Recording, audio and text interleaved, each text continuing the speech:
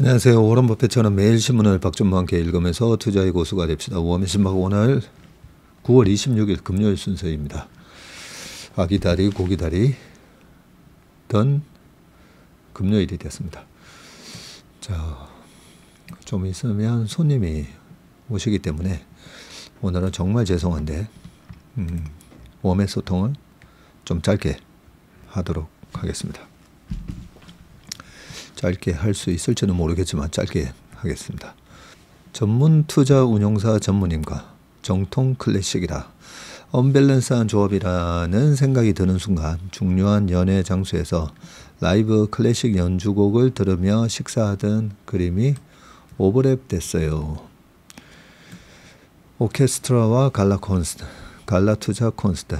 정중한 예복을 갖추고 브라보 브라보를 외치며 투자하는 모습이 왠지 찰떡이지 않나요. 유튜브로 가을의 속삭임을 찾아 들으며 옛 추억을 소환시켰지요. 가장 기억에 남는 콘서트가 베를린 필하모닉과 21세기 클래식의 거장 사이먼 레틀경의 브람스 교향곡의 전곡 무대를 경험을 했었고, 인생의 겉멋이나 인위적인 덧칠이나 또는 액세서리조차도 귀찮지만 위 내용의 그림은 멋지지 않나요? 전무님이라서 잘 어울릴 수도 있겠네요. 축구도 골프도 즐기신다니 균형 있는 삶을 사시는 분이라 생각이 듭니다. 하루의 대부분의 시간은 노트북 앞에 앉아있는 내 모습이 때론 짠한 그림으로 보여지는 게 싫었나 봅니다. 그래서 머릿속에 그림으로 잠깐 엉뚱한 행복을 경험했어요. 그 그림으로 머리가 맑아졌어요. 이런 덧칠은 얼마든지 괜찮지 않나요? 네. 내가 좋아하는 취미가 꼭 있어야 됩니다. 예전에 저희 동서가 한 10년 전에 제가 주말에 이 축구가 기다려진다 했더니 되게 심각하게 얘기를 했었거든요. 일주일에 뭔가가 기다려지는 그 시간이 있다라는 게 부럽다면서 본인도 운동을 좀 해야 되겠다. 그런 얘기를 했던 적이 있는데, 운동뿐만 아니라 내가 정말 내 마음, 내 영혼이 좀 쉴 수 있는 그런 취미가 반드시 있으셔야 됩니다. 반드시. 세계 1등 기업을 적당한 가격에 사서 떨어질 때마다 더 사는 너무나 단순한 전략을 실행하지 못했습니다. 이제부터 명심해서 실천하겠습니다. 단순하지만 강력한 투자의 진리를 깨우쳐 주시니 감사합니다. 아니, 우리 광 교사님은 이미 투자에 거의 중고수 영역으로 들어가셨는데 매일 이렇게 반성합니다. 실천하겠습니다. 명심하겠습니다. 이렇게 하시니까 매일매일 어제보다 나은 우리 광 교사님이 되신다 생각하고요. 아침에 이제 모닝 브레이크에서는 다들 광 부장님이라고 부르죠. 학습 부장님 역할을 하고 계시니까 저도 광 부장님이라 부르겠습니다. 광 부장님이라 불렀는데 회사나 어디에서는 또 상무님 아니면 대표님이실 수도 있습니다. 그죠? 전무님, 오늘 피부가 맑으시네요. 헤어스타일도 컬러색도 너무 멋집니다. 피곤하실 텐데 관리 잘하세요. 네. 제가 지금 염색을 한 지 이제 거의 한 달 반, 2달 다 돼 갈걸요. 그러면 색이 이제 싹 빠집니다. 색이 싹 빠지다가 요 색깔이 거의 원래 제 머리색인데, 대학 때도 보면 저희 강의실에 한 150명 앉아 있으면 약간 머리 갈색인 형님하고 저랑 약간 머리색이 그랬었는데, 여기서 좀 시간 더 지나면 노래지더라고요. 한 3개월, 4개월째 되면 노래지면서 그때 되면 염색했다는 얘기를 많이 듣게 됩니다. 출첵합니다. 주식도 얼마 안 되는 돈 투자했다가 거의 다 까먹고 여기저기 기웃하다 허송세월 보냈네요. 행운의 전무님을 만났네요. 이제야 주식에 빨간불이 조금씩 들어오네요. 채슬리 덕분에 선물 받은 책도 열심히 보고 또 보고 방송도 보고 또 보고 합니다. 잊어버리지 않으려고 노력합니다. 네. 제가 말씀드렸지만 우리가 영어 잘하는 방법, 성문 기본 영어 하나만 그냥 한 10번 달달 외우면 됩니다. 그죠? 수학도 그냥 수학 정석 하나만 달달 외우면 됩니다. 그래서 주식을 좀 제대로 배우고 싶다 하시는 분들은 저도 여러 다른 유튜브 채널 많이 봅니다. 많이 보는데요. 일단은 하나 좀 투자의 정석, 네, 최슬리 TV 일단 저희 거 먼저 보면서 뭐가 중요한지 이 투자의 기본기를 좀 닦으셔야 돼요. 참 많은 도움이 되는 다른 채널들도 많지만 일단 기본기가 안 돼 있는데 어려운 문제 막 여러 문제만 막 푸는 거는 의미 없지 않습니까? 그죠? 꾸준히 들으시면 기본기가 아마 뭐 많은 감사의 댓글들 있지만 웬만하면 좀 안 읽으려고 합니다. 저는 다 읽고 너무나 고마워서 좋아요 다 눌러드리는데요. 잘못하면 다른 분들이 여기 왔다가 어제도 이 댓글에 보면 자화자찬이 너무 많다. 네, 그렇게 댓글이 있어가지고요. 네. 추석에 차분히 공부를 해야 하는데 추석 전부터 바쁜 생활이라 힘에 부치네요. 하셨습니다. 네, 바쁘다는 게 얼마나 축복입니까? 그죠? 안빈낙도님이시네요. 네, 자주 댓글 남기시는데 일이 없어 보면 그동안에 내가 바쁘게 산 게 얼마나 축복이었는지를 알게 되죠. 한 보름 정도는 너무 꿀맛 같은 휴식 이런 생각을 하시는데 한 달 지나고 2달 지나고 3달 지나고 이러면 굉장히 좀 허망해지고 마음도 불안해지고 우울해지고 막 그렇습니다. 그죠? 일부러 일을 만드셔야 됩니다. 월요일에 일임계약서 쓰고 오늘에야 계좌를 채우고 나니 염려 반 기대 반 5년 10년 후에 오늘을 돌아보며 얼마나 바른 선택이었는지 추억할 수 있으면 좋겠습니다. 네. 꼭 5년까지 안 기다리셔도 될 겁니다. 네. 축하드려요. 저도 화요일에 계약서 쓰고 오늘 계좌 채웠습니다. 너무 설렙니다. 공진당님이시군요. 자, 박정민이 오늘은 정말 시간을 지키기 위해 신중한 얼굴 표정으로 오프닝 멘트를 하셨는데 오늘도 역시 1시간 15분. 네. 잘하고 싶습니다. 주식을 뭘 알아야 면장을 한다지요. 그래서 어서 가입해서 공부를 해야 할 것 같아요. 오대리 어머님의 해안은 못 되더라도 도움이 되어 보려고 아들도 인턴으로 같이 쭉 하셨습니다. 블랙락의 국내 수익률은 기간 대비 S&P 500의 수익의 반도 못 미치네요. 그렇죠. 국내 수익률은 그동안에 S&P 500의 수익률이 최근 3년 동안에 워낙 좋았지 않습니까? 그죠? 뭐 10년으로 해도 뭐 연 14% 나왔으니까요. 필리핀 단기 선교 다녀왔어요. 자격도 안 되는 저에게 선교의 비전을 주시고 자격도 안 되는 저에게 체슬리 팀을 만나 일임하게 하신 이유 오병이의 기적을 이루실 어린아이의 도시락이 되게 하심을 감사합니다. 멀리 필리핀에서 댓글을 달지 못했지만 모닝브리프와 웜의 신박으로 많은 위로를 받았습니다.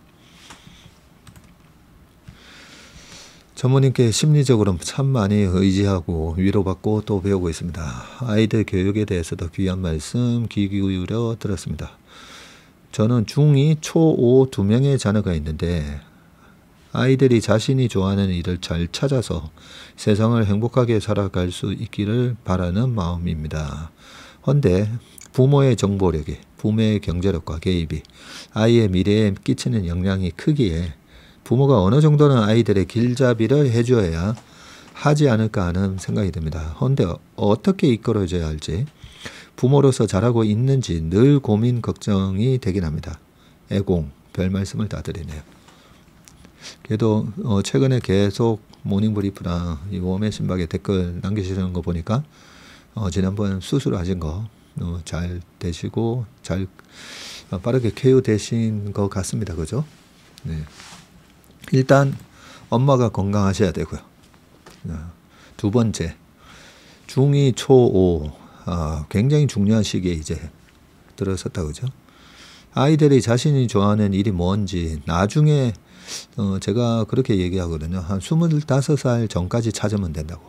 저는 다행히 대학교 3학년 때 학술제 준비위원장을 하면서 그때 파생상품을 다루는 주제를 제가 잡아서 하면서 와, 이런 세계가 있구나. 나는 이쪽 분야에 가서 일을 해야 되겠다.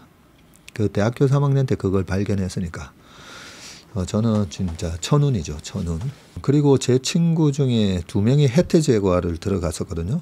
과동기가. 근데 그 한 명한테 제가 금융으로 오라고. 그렇게 해서 제가 처음 들어갔었던 대유투자자문 거기 대유증권에 신입사원을 공채할 때 제가 소개해가지고 그리고 어떤 분야를 지원해야 되는지도 제가 가이드를 좀 해줬어요.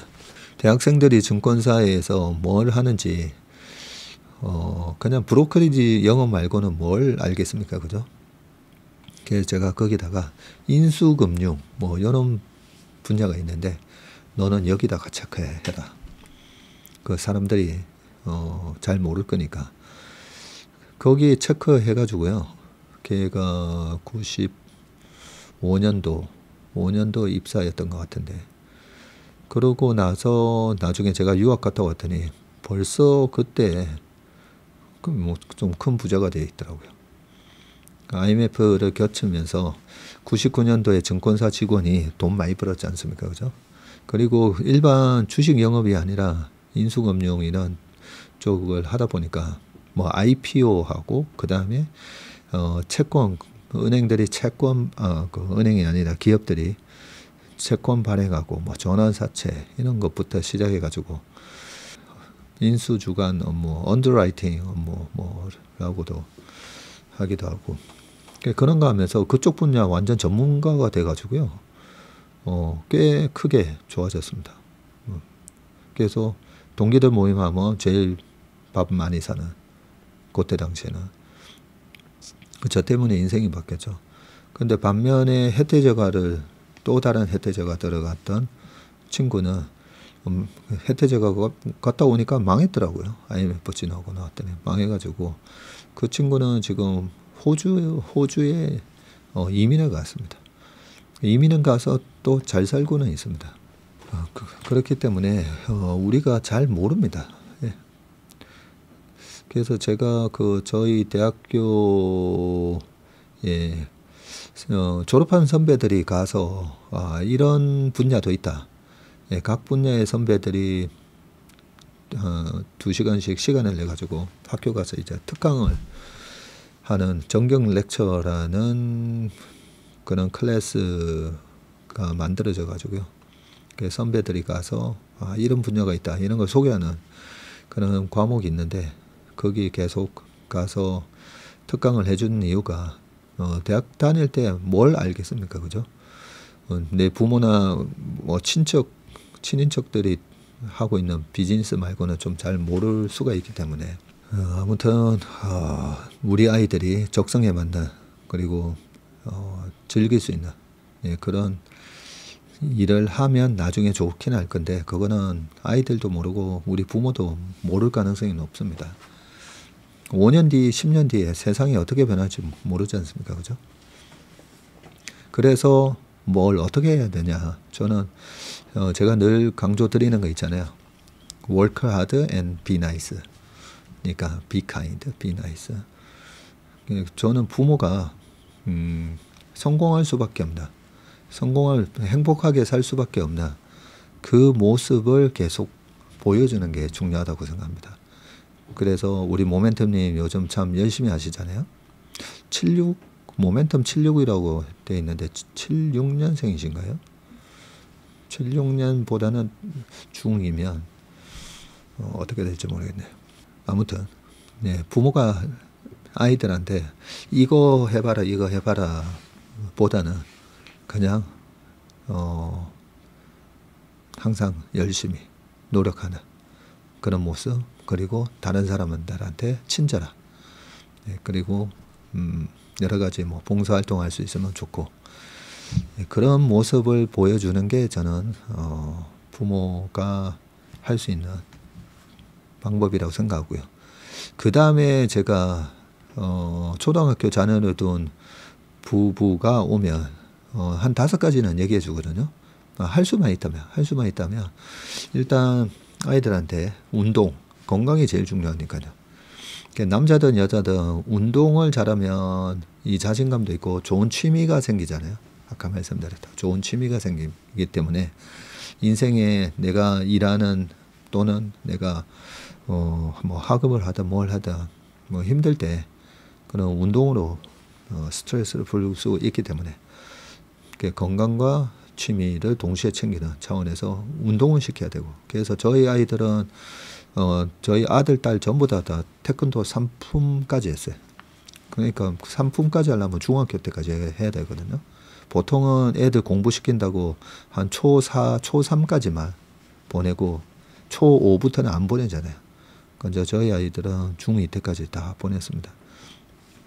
두 번째는 이제 악기죠, 악기. 악기를 어릴 때 이제 악기를 배우게 되면 양쪽 뭐 바이올린을 켜든 피아노를 치든 양손을 다 쓰게 되면서 좌뇌 우뇌가 다 발달을 하고 약간의 어떤 이 이성적인 거 플러스 감성적인 거, 그리고 공감 능력 뭐 이런 것들이 발달을 한다고 생각합니다. 머리도 좋아지고. 그리고 세 번째 해야 될 게 언어거든요. 언어. 근데 저는 언어도 애들 어릴 때부터 영어 유치원부터 해가지고 막 하는 거 해봐도 안 되잖아요, 그거는. 그래서 돈 들인 거에 비해서 저는 별로 효과가 없다고 봅니다. 그렇기 때문에 옛날에 제주도에 오신석 군이었죠, 이름이. 그 오신석 군을 보면 한 번도 해외 나간 적이 없는데 영어를 어마무시하게 잘합니다.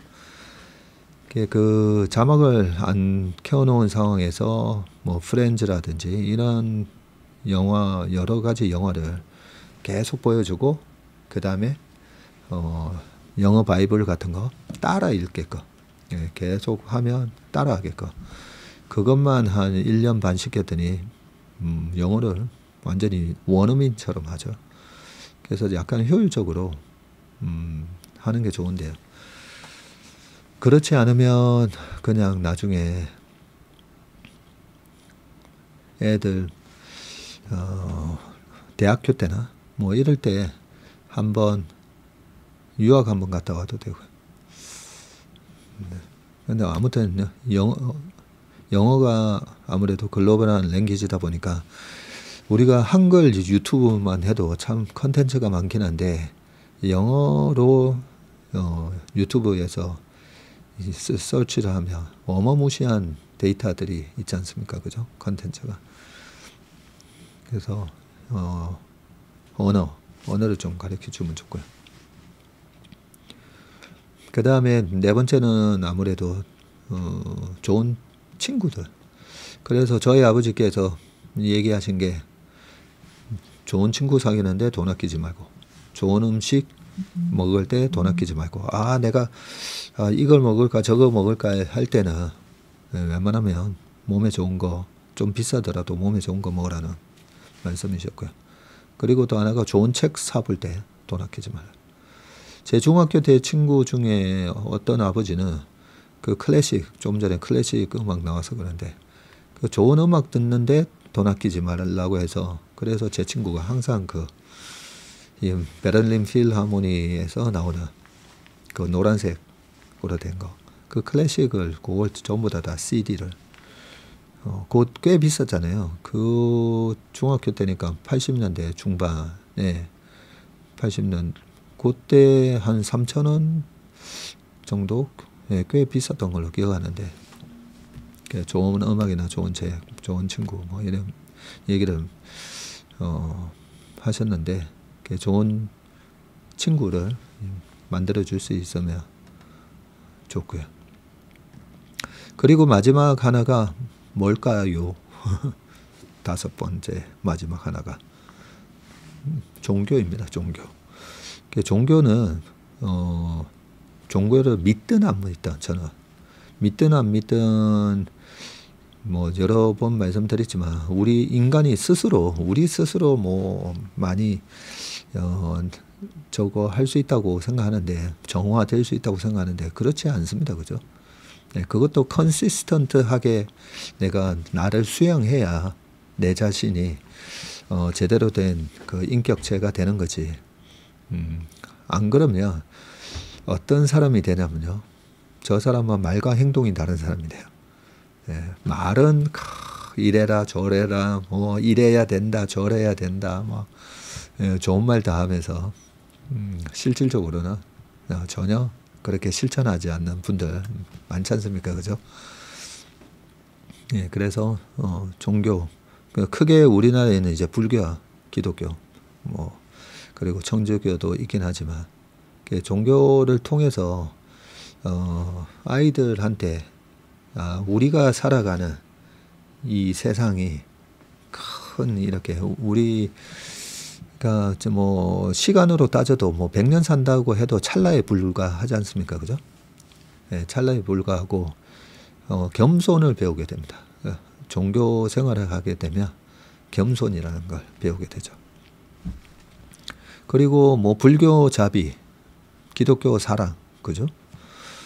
그렇기 때문에 다 아까 be nice, be kind를 해야 되는 습관이 만들어질 수 있습니다.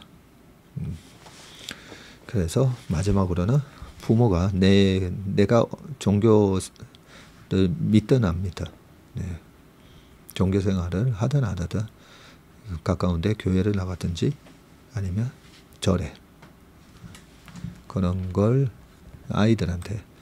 애들한테 하는 게 좋더라고요. 그렇게 말씀드립니다, 저는. 네. 이거 벌써 23분이 됐네요. 이 댓글 5개를 읽지 않았는데 벌써 큰일 났습니다. 전문의 투자의 본질, 에너지버스, 제로 투 원, 이기는 투자, 피터 린치. 그리고 시계로 할아버지의 주식 투자의 기쁨 외에 또 추천해 주실 보석 같은 책이 있을까요? 하셨습니다. 그래서 우리 우석이랑 이름이 똑같으신 우석 아니면 브라운스톤 부의 인문학이라는 책이 있습니다. 부의 인문학 그리고 그 다음 나왔던 책이 부의 본능.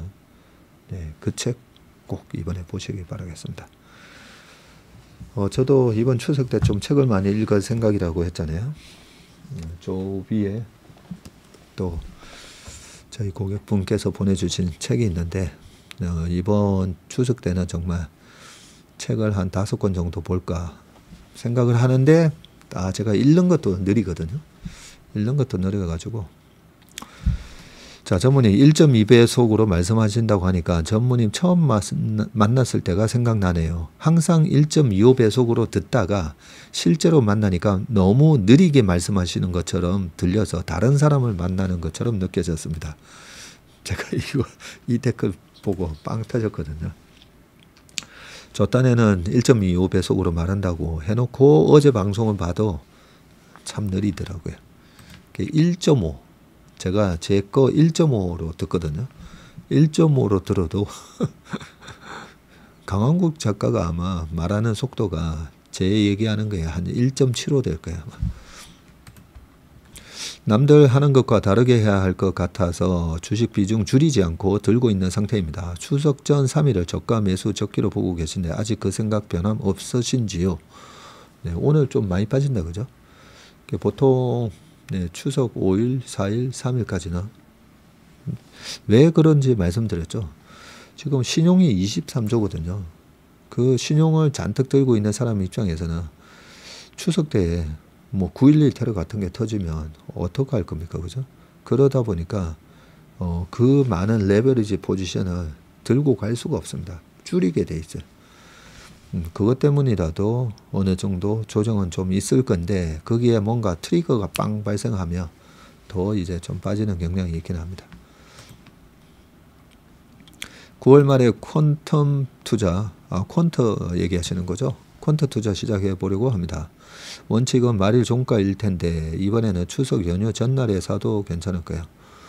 9월 말자로 퀀터 종목이 나오잖아요.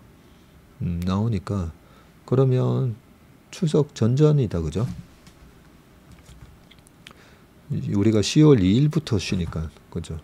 10월 3일부터 쉬니까 다음 추석 2일, 연휴가 3일부터 쉬니까 2일, 30 나오면 1일, 뭐 1일 날 들어가도 되겠네요.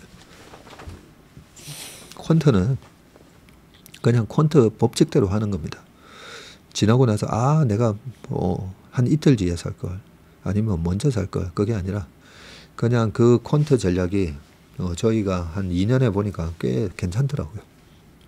그러면 그냥 기계적으로 하는 겁니다. 강 작가가 딱 그렇게 하잖아요. 기계적으로. 자, 주식 관심자 가진 지 2년차 주린인데 미국 주식 관련 영상 보면 주로 PER로 배수 계산하고 EPS의 함수라고 하시던데요. 근데 국내 주식은 PBR로 얘기가 되던데 왜 그런가요? 요거 제가 몇 번 말씀드렸었는데, 그죠? 네. 시클리컬 기업은 도대체 이 상승 사이클이 언제 끝날지, 뭐 시클리컬 그냥 반도체 생각하시면 됩니다.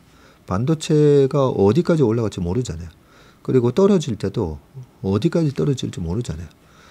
그 22년에서 23년이었죠. 23년도에 하이닉스 망할 수 있다. 뭐 이런 얘기까지도 나왔습니다. 적자가 어마무시하게 났으니까요. 엔비디아에서 HBM 관련돼서 먼저 선수금을 미리 주는 바람에 하이닉스가 그나마 그 물건을 만들 자금을 확보를 했었죠. 그렇기 때문에 이 시클리컬 산업은 바텀과 그걸 모르기 때문에 그걸 PER로 하다가는 맨날 이익이 많이 나왔을 때 PER이 2018년도에 이익이 왕창 났을 때 하이닉스의 PER이 3배까지 떨어졌었거든요. 그러면서 그때 애널리스트들이 평균 PER이 10배니까 여기서 주가가 3배 이상 오른다. 그거는 이제 저거 사이클 기업에 대한 밸류에이션을 잘못하고 있는 거죠. 멀티플을 PER를 곱하는 게 아니라 PBR로 보면서 이 정도면 이제 사이클의 고점인가 이렇게 의심을 해봐야 되는 거고, 반면에 아마존이라든지 아니면 마이크로소프트라든지 이 퀄리티 주식 또는 고성장주라든지 이런 거 할 때는 계속 이익이 도대체 얼마까지 이렇게 계속 늘어나지, 그걸 보면서 EPS에다가 곱하기 PER, 그리고 PER만 보는 게 아니죠. 피터 린치가 얘기한 PEG 개념이 더 중요하죠. 이 성장주를 볼 때도 PEG 개념으로 EPS 그로스가 어닝 그로스가 70%씩 나면 PER이 70배를 받아도 괜찮다는 거잖아요. 그래서 이 부분은 이 사이클 기업이, 우리나라는 사이클 기업이 많기 때문에 웬만하면 PBR를 보는 게 맞고, 제가 우리 시장에서 살아남았던 이유도 이걸 빨리 깨우쳐서 그렇습니다. 그래서 우리나라는 사이클 기업이 많기 때문에 저는 계속 PBR로 말씀드렸잖아요. 우리나라 코스피 PBR 0.9 밑에서는 그러면 주식을 좀 채워도 되고, 그게 지수 개념입니다. 지수에 삼성전자부터 뭐 포스코 등 쭉 다 들어가 있잖아요. 다 들어가 있기 때문에 우리나라는 사이클 기업이 많기 때문에, 그래서 PBR이 낮을 때 사고 PBR이 높을 때 팔아야 되나, PBR이 낮을 때 사고 PBR이 높을 때 팔고. 근데 미국 주식 할 때는 PBR이 아니라 PER로 보는 게 맞습니다. 맨날 틀리고 맨날 늦는 파월이 이번에 역할 좀 했네요. 펀치볼을 치운 건 아니고 서빙을 늦췄다고 하는 게 맞겠네요. 지금 증시가 하락으로 갈 것 같지는 않아요 라고 하셨습니다. 악플들 몇 개도 있고요. 근데 악플들에 대해서 말씀드렸지만 다 좋습니다 하는 것보다는 이런 악플들이 있어야 저도 혹시 내가 뭔가 말 잘못한 게 있나 계속 생각하게 되고, 저희 아버지 어머니께서 함께 있는 그 단톡방에 보면 양이냐 당신은 양이냐 염소냐 이런 제목의 내용이 왔었는데, 그 양이냐 염소냐에 보면 그 양을 키울 때 그 안에다가 염소 한 마리가 2마리씩 있다는 거죠. 그러면 가만히 보면 그 염소가 막 돌아다니면서, 염소는 이제 자꾸만 이렇게 뿔로 막 박는 습성이 있다 보니까 그 앉아서 이렇게 쉬고 있는 양들한테 가서 자꾸 막 부딪힌다는 거죠. 그러다 보니까 양들이 막 염소를 피해서 움직이게 되고, 그러면서 게으른 양이 원래 습성이 게으르다고 합니다. 그 게으른 양들이 자꾸만 움직이게 되니까 건강해지고, 뭐 그런 얘기가 있으면서 약간 미꾸라지 키울 때 메기 한 마리 넣는 약간 그런 느낌. 그래서 우리 사회에서 보면 그 염소들이 있고, 양 입장에서는 아우 쟤 때문에 피곤해 죽겠어, 아 쟤 좀 누가 안 데려가나, 저승사자는 뭐하나, 뭐 그런 얘기를 많이 하잖아요, 그죠? 그렇지만 그 염소가 분명히 또 좋은 역할을 한다는 거죠. 크게 보면 양들은 귀찮고, 양들은 정말 그 성가신 염소가 좀 없었으면 하지만, 그래서 그 메시지는 당신은 양이냐 염소냐, 그리고 염소라고 하는 사람에 대해서도 그런 긍정적인 효과가 있을 수 있다, 뭐 그런 말씀을 많이 하셨습니다. 이런 얘기 자체가 여기 말씀대로 지루하네요. 투자자들에게 자문이 될 만한 포인트 위주로 하시고 시간을 좀 짧게 가져가는 게 좋지 않을까요? 하셨는데, 그죠? 자, 투자자분들에게 도움이 될 만한 기사로 그러면 바로 넘어가 보도록 하겠습니다. 자, 첫 번째 기사 보도록 하겠습니다. 미국의 새로운 오프쇼어링. 최근 트럼프 대통령이 새 비자 정책을 발표했죠. 전문성 높은 직종을 위해 추첨까지 진행하며 발급하는 이 H-1B의 수수료를 100배 인상해서 매년 우리 돈으로 1억 4천만 원 상당의 비자 수수료를 내는 것으로 정책을 바꿔서이고요. 표면적인 이유는 일자리 때문인데, 미국인을 교육하고 훈련에 고용하는 대신에 해외에서 이미 숙련을 쌓은 인력을 데려와 고용하는 걸 줄이겠다는 발상입니다. 그런데 내면을 들여다보면 이런 조치들도 핑계일 뿐이고요. 전문직 비자를 막더라도 미국에 그만큼의 고숙련 인력이 존재하지 않아서 미국인 고용이 늘긴 어려서다. 그렇다면 까닭이 뭘까? 그러게요. 자, 노벨 경제학상 수상자인 앵거스 디턴은 절망의 죽음과 자본주의의 미래라는 책에서 현재 트럼프 지지층과 높은 상관도를 보이는 저학력 백인 계층의 삶의 질이 끔찍한 수준으로 추락했다는 것을 수치로 논증을 했는데요. 대표적인 게 자살률이랍니다. 1990년대 이후 대졸 백인의 자살률은 거의 변화가 없었지만 고졸 이하 백인의 자살률은 3배 이상 늘었다고요? 불평등에 의한 절망의 죽음인데, 그렇지만 이를 완화하기 위한 복지 확대에는 부정적인 미국인이 많고요.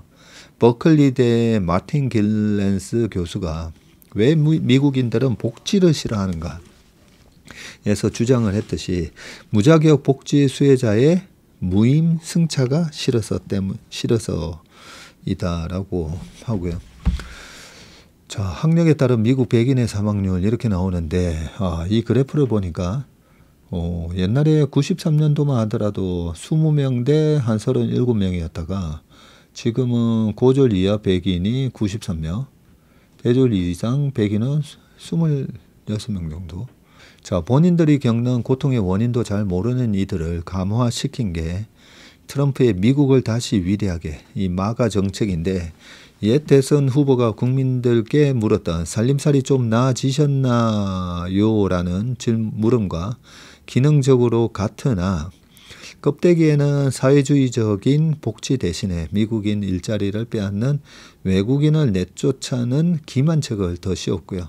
세금을 들인 복지 확대에는 반대하면서도 지지층의 삶을 나아지게 만들어야 한다는 모순적인 목표를 동시에 달성해야 하는 곤란한 처지다. 그래서 전문직 비자 축소와 함께 발표된 게 미국 영주권 판매제도 골드카드이고요. 미국에서 일하는 외국인 주머니를 털자는 거다. 자, 최근 이어지고 있는 관세 정책도 마찬가지인데 미국 공화당 일각에서는 걷어들이는 관세를 마치 배당금처럼 국민들에게 지급하자는 대담한 주장까지 나오고 있고요. 미국인들의 복지에 대한 적대감을 건드리지 않고자 비조세 방식의 재원을 마련해서 그 돈을 복지 대신 현금으로 뿌리겠다는 발상인데 미국에서 공장을 해외로 옮겨간 덕을 봤으니 미국의 복지제도 부재로 인해 발생한 문제점까지도 같이 가져가라는 복지 비용의 오프쇼링이다.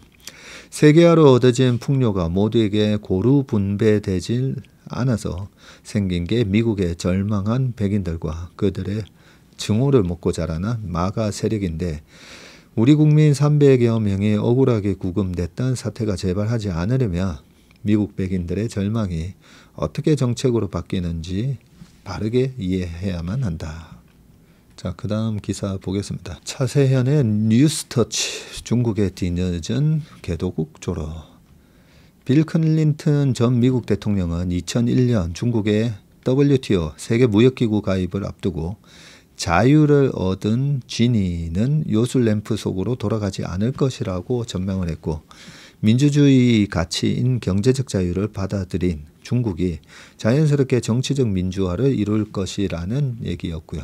그러나 이후 중국은 WTO의 각종 개발도상국 특혜를 활용해서 오늘날 세계 2위의 경제대국으로 부상했지만 클린턴의 기대와는 달리 정치적 민주화는 갈 길이 먼 게 사실이다. 리창 지금 보시는 이 리창 중국 총리가 최근 개발도상국주의를 포기했는데요. 2019년 트럼프 대통령이 포기를 요구한 지 6년 만이고요. 개도국 특혜는 개도국의 WTO 가입을 유도하기 위해 마련한 각종 특별 대우 Special and Different Treatment를 일컫는데 관세 보조금 폐지 등 자유무역 규범 유예와 기술 재정 지원, 농업 식량 안보 보호 등 150여 개의 우대 조항이 포함되어 있습니다. 중국은 그간 자신을 세계에서 가장 큰 개도국이라고 주장하면서 이런 개도국 특혜를 누려왔고요. 경제규모 10위권인 한국은 2019년에 포기했군요. 2019년에 중국의 선언에 시선이 곱지 않은 것은 트럼프발 무역전쟁으로 WTO 체제가 제 기능을 하지 못하는 시점에 나왔다는 측면도 있고 실익이 사라지자 미국에 생색을 낸 것이 아니라는 것인데 개도국 특혜는 포기하면서도 개도국 지위는 유지하겠다는 것도 다소 생뚱맞다. 미국에 맞선 새 규합을 위해 신흥 개도국을 지칭하는 이 글로벌 사우스의 좌장 역할은 계속하겠다는 의도인데 각종 보조금 및 비관세 장벽 철폐, 지식재산권 보호 등 향후 중국의 WTO 규범 이행 여부를 지켜볼 일이다. 자, 세 번째 기사는 박철환의 마켓나우 어게인 외환위기. 이건 우리처럼 외환위기를 겪어본 사람 입장에서는 이 외환위기라는 얘기가만 나와도 가슴이 섬뜩합니다. 그죠? 1997년 외환위기를 다룬 영화 국가부도의 날에서 한 가지 인상적인 장면은 선량한 기업인이 냉혹한 계산가로 변하는 모습인데 이런 의문이 들었다. IMF 구제금융을 거부하고 국가부도를 선언하는 것이 차라리 더 나은 선택이었을까? 네, 채권자와 채무자가 있는데 채권자 입장에서는 제일 무서운 게 뭐냐면 채무자가 배째라 하는 거죠. 배째. 예, 보통 러시아 디폴트, 아르헨티나 뭐 등등 대놓고 뭐 배째 하지는 않지만 그래서 우리나라 IMF 때도 우리가 그냥 배째라 했으면 어땠을까, 네, 이런 생각을 많이 하게 되죠. 물론 그랬으면 저 나라는 돈을 빌려놓고 못 갚는 나라, 큰 신용에 또 금이 가기도 아마 했을 겁니다. 자, 그런 선택지는 존재하지 않았고 생존을 위한 불가피한 결정은 경제뿐 아니라 생활 양식과 에너지 소비 구조까지 뒤흔들었고, 필자가 그린카 콘서트에서 분석한 바에 따르면 위기 이후 국민은 상대적으로 저렴한 전기에 의존해서 생활비를 줄일 수밖에 없고요. 겉으로는 전기화라는 현대적 진보처럼 보였으나 실제로는 위기의 비용이 가계로 전가된 결과입니다. 28년이 지난 지금 우리는 또 다른 선택의 갈림길과 마주하고요. 비관적인 전망에 따르면 미국 요구대로 3,500억 달러의 직접 투자와 1,000억 달러 규모의 에너지 구매에 합의하면 금융위기에 버금가는 충격을 감수해야 하는데, 거부하면 대미 수출의 관세 폭탄이 떨어져서 산업 전반이 흔들릴 수가 있고, 특히 이번 투자가 기존 자본이 아닌 신규여야 한다는 점은 부담을 키웁니다. 이는 첨단 제조업과 신산업에 대한 국내 투자, 리쇼어링 전략을 재검토하게 하고, 더 나아가 지방 소멸과 양질의 일자리 축소로 이어질 수 있습니다. 낙관할 근거도 있는데 다행히 이번에는 선택의 조건이 바뀌었고요. 선택의 방정식에 등장하는 대한민국 주권과 미국 패권이라는 변수가 그때와는 다르고요. 주권을 뒷받침하는 경제 펀더멘털은 훨씬 탄탄해졌죠. 문제는 미국의 패권 역량인데 1997년 미국은 유일 초강대국이었고요. 그러게 소련이 1991년에 무너졌으니까요. 지금은 중국의 차기 패권국 야심이 보이고 쫓기는 미국은 우방국들의 조차 동맹의 의무를 명분으로 경제적 자해를 강요하는지도 모른다. 특히 미중의 접경국인 한국은 강요된 선택이 더욱 고통스럽다. 투키디데스는 강자들은 그들이 하고 싶은 일을 하고 약자들은 그들이 감당할 수밖에 없는 일을 감당한다고 기록을 했습니다. 한국이 장기적으로 강대국이 되는 것이 최선이지만 당장은 내부 분열로 스스로를 약화시키는 최악만은 피해야 한다. 1997년 외환위기 당시 김대중 대통령과 김종필 총재의 진보보수연합이 경제개혁의 원동력이 된 경험은 지금도 유효한 교훈이고, 이번 위기는 단순한 경제 문제가 아니라 정치개혁의 시험대이다. 국가와 국민 모두가 비용을 분담해야 하는 점은 정기화 당시와 마찬가지다. 문제는 정부가 이를 얼마나 설득력 있게 설명하고 사회적 합의를 끌어낼 수 있느냐는 것이다. 실패한다면 이번에는 차라리가 아니라 어쩔 수 없이 국가 부도의 날을 맞게 될지도 모른다. 그때는 우리가 금융도 잘 몰랐고, 거기다가 한 92년부터 우리나라가 무역수지에서는 적자가 나거든요. 근데 자본수지만 계속 돈이 들어오면서 흑자가 납니다. 네, 그러다가 97년 11월이었죠. IMF에 구제금융을 신청하게 되고, 외국인들이 투자금을 96년 말부터 아시안 외환위기 조짐을 딱 보이니까 돈을 확 빼게 되죠. 그때도 95년, 96년 이때는 미국의 IT가 굉장히 강했기 때문에, 그래서 그린스펀이 금리를 그때 금리를 올리고 있었고요. 올리다 보니까 나중에 98년도에 18월이었죠. 98년 8월 달에 러시아가 디폴트 선언을 하게 되고, 그리고 우리나라도 마찬가지입니다. 98년 6월 달에 우리나라 지수가 277까지 빠집니다. 아시아 4마리 용을 비롯해서 러시아 디폴트. 그러고 나서 98년 10월 달에 롱텀 캐피탈 매니지먼트, 세계 최대 헤지펀드, 노벨 경제학상을 받은 교수님들이 만든 회사가 파산을 하게 되고, 그러면서 그린스펀이 그때 금리를 한 3번 내려줬을 거예요. 3번 내려주니까 2000년 초까지 완전히 IT 버블, 이 닷컴 버블이 생기고, 그러면서 주가가 완전히 폭등했었죠. 자, 중앙시평 저물어 가는 팍스 아메리카나 시대. 세상에 영원한 것은 없다. 영원한 권력도 영원한 제국도 없다. 그렇지만 지금 미국의 변화는 기울기가 너무 가파르다. 2차 대전 이후 미국은 세계 질서를 주도했고요. 5대양 6대주에 미국의 영향력이 미치지 않는 곳이 없습니다. 세계 제1의 경제력과 막강한 군사력으로 아프리카의 작은 나라에서부터 태평양의 섬나라, 중동의 분쟁국들, 남미와 유라시아 대륙에 걸쳐 미국은 막대한 영향력을 행사해 왔습니다.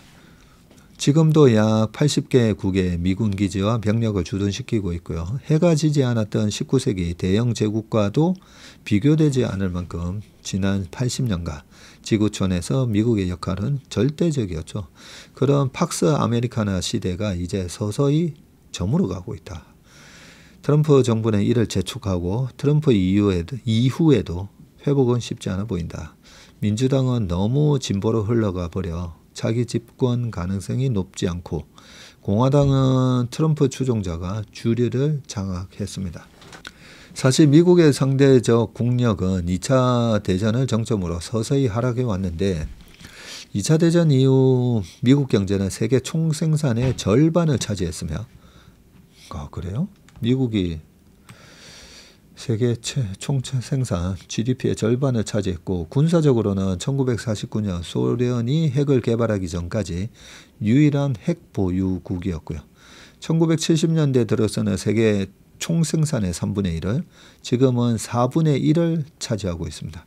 구매력으로 평가한다면 현재 세계 총생산의 15%에 불과한데, 그런 미국이 지금까지 세계 질서를 주도할 수 있었던 이유는 경제력과 군사력 때문만은 아니었고, 그것은 전후 미국이 주도해서 전 세계에 제공해온 이 공공재, 퍼블릭 굿즈에다가, 그리고 미국이 추구해온 국제 자유 질서와 평화, 민주주의 가치에 기반을 두고 있습니다.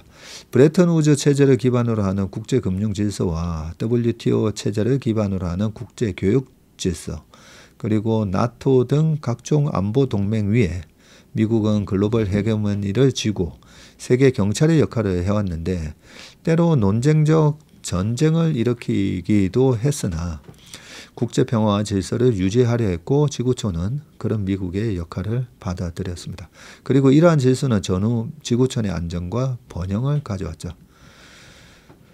자, 미국과 일본의 부흥, 중국과 인도의 부상으로 미국의 하드 파워는 상대적으로 축소됐지만 소프트 파워는 여전히 어깨를 겨룰 나라가 없습니다.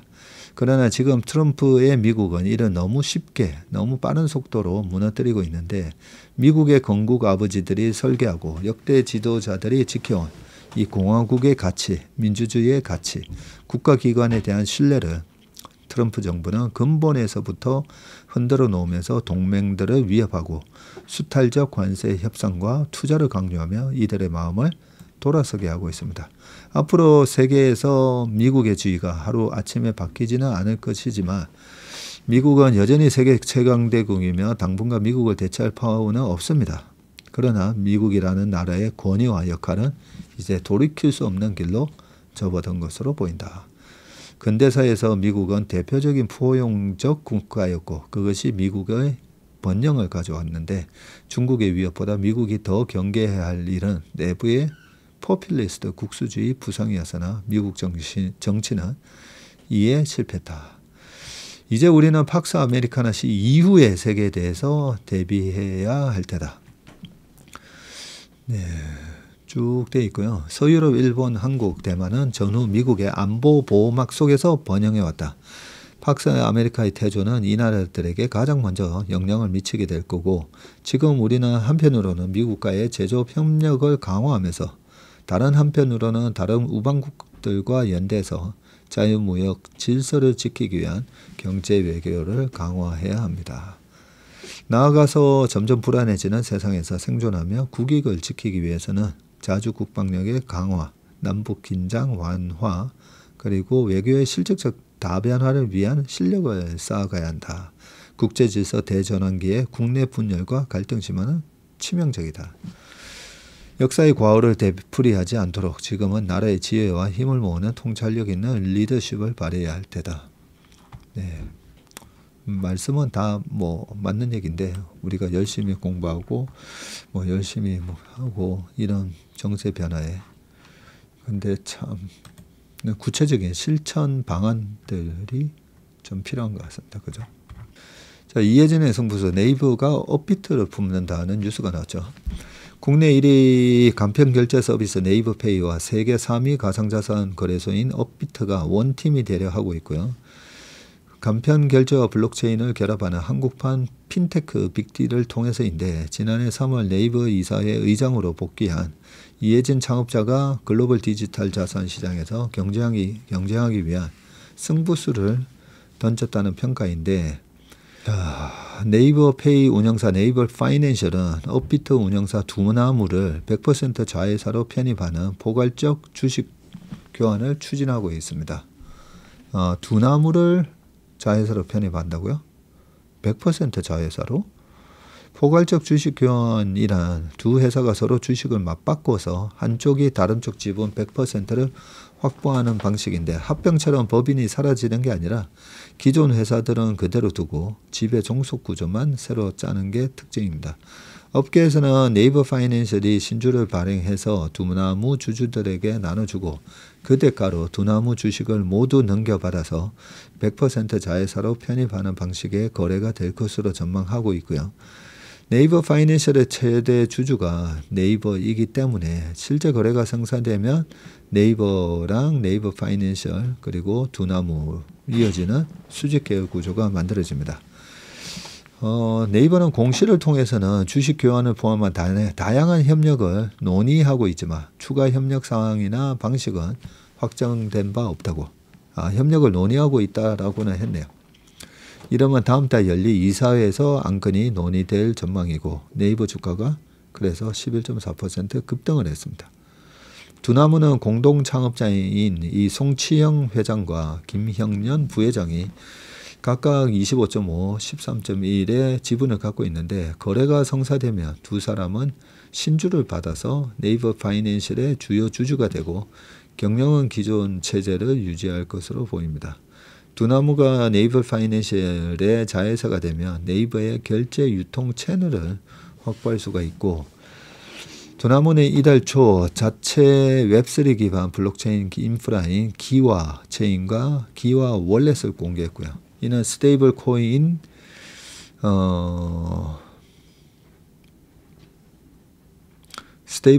발행과 관리, 결제 연계에 필수적인 기술적 토대 역할을 하게 됩니다.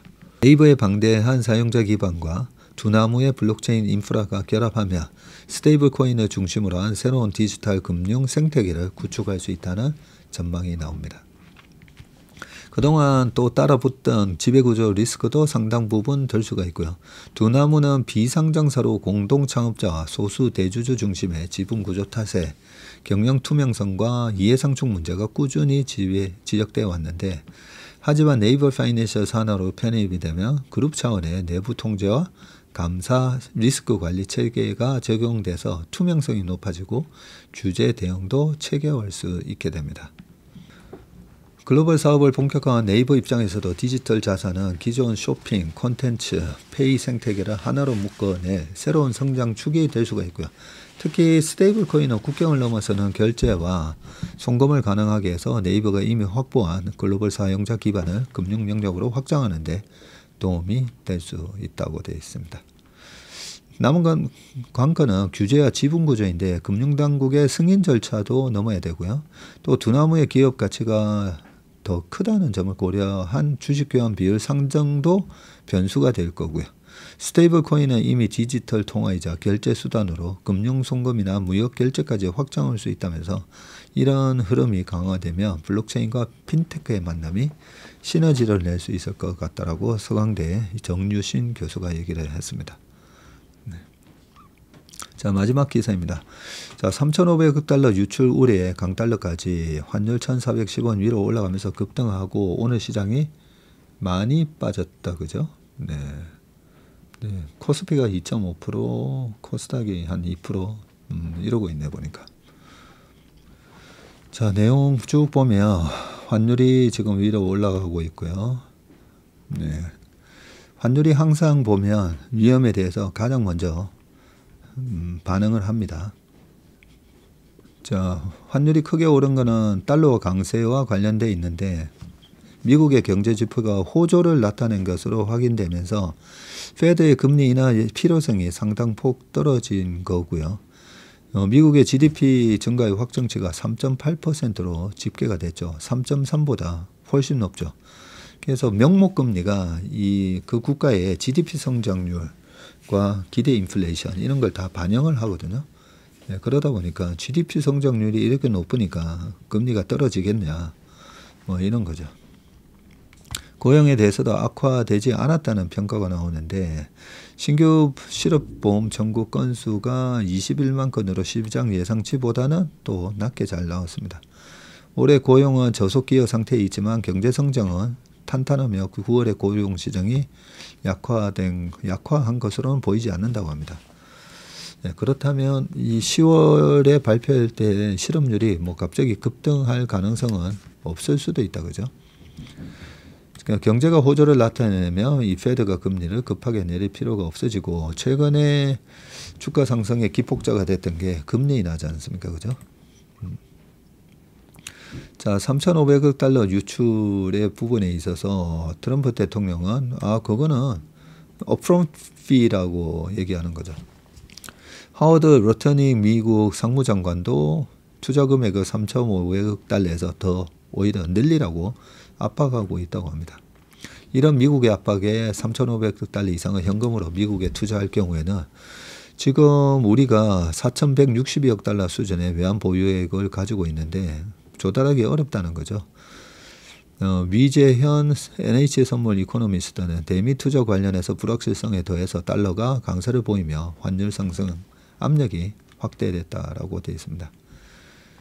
자, 환율이 큰 폭으로 상승할 경우에는 외환당국이 시장 개입을 통해 환율 상승을 억제할 수도 있다, 뭐 이런 얘기가 있고요.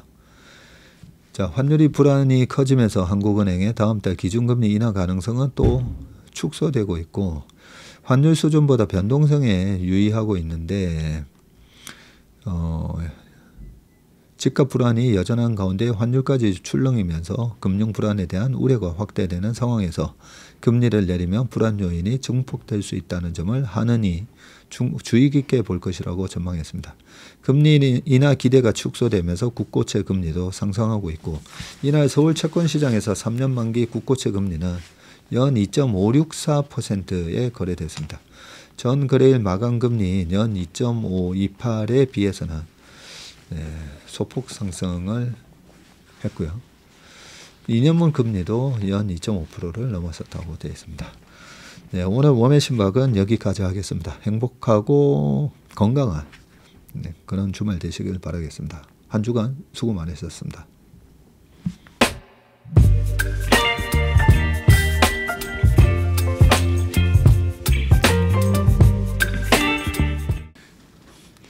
안녕하세요. 채슬리 투자자문의 박세익입니다. 최근 저와 채슬리 이름을 도용해서 투자 사이트라든지 밴드, 텔레그램, 카톡 채널 등에서 이 리딩방으로 유도한 뒤에 금전적인 피해를 입히는 이 사칭 사례가 빈번하게 지금 발생하고 있습니다. 저를 비롯해서 저희 채슬리 투자자문의 임직원들은 SNS나 온라인 채널 등을 통해서 일체의 투자자문 활동을 하지 않고 있습니다. 저희는 정식 자문을 하기 위해서는 반드시 저희 회사에 내방하셔서 계약서 작성 절차를 거쳐서 진행되기 때문에 이외의 모든 유료 무료 지금 투자자문 행위는 불법이므로 각별히 주의하시길 바라겠습니다. 의심스러운 채널이나 메시지를 받으시면요, 피해를 방지하기 위해서 즉시 신고하시거나 삭제하시길 바라겠습니다. 대부분의 사례가 이 사칭 사례에 피해를 보신 분들의 핸드폰을 제가 보면 이 방에 오셔서 무료로 투자를 도와드립니다. 뭐 이런 얘기를 하고 있고요. 거기에 보면 어떤 밴드로 특정 밴드로 유도한 다음에 돈을 송금하라고 되어 있습니다. 예, 그 과정에서 저희하고의 일체 계약 관계가 없기 때문에 그렇게 돈을 송금하라고 하는 부분에 있어서 특히나 유의를 좀 해주시기 바라겠습니다. 저뿐만 아니라 많은 또 저희 업계의 유명인을 사칭한 그런 사칭방도 많이 지금 기승을 부리고 있는데요. 공통적인 특징이 앞으로 몇백 %가 날 급등주를 알려줄 테니까 이 방에 가입을 하라. 그러고 난 다음에 금전적인 부분을 갖다가 송금을 요청하는 그런 형태의 수법을 쓰고 있기 때문에 그렇게 무료로 주식을 알려드립니다. 이런 문자를 받으시면 바로바로 삭제를 하시길 바라겠습니다.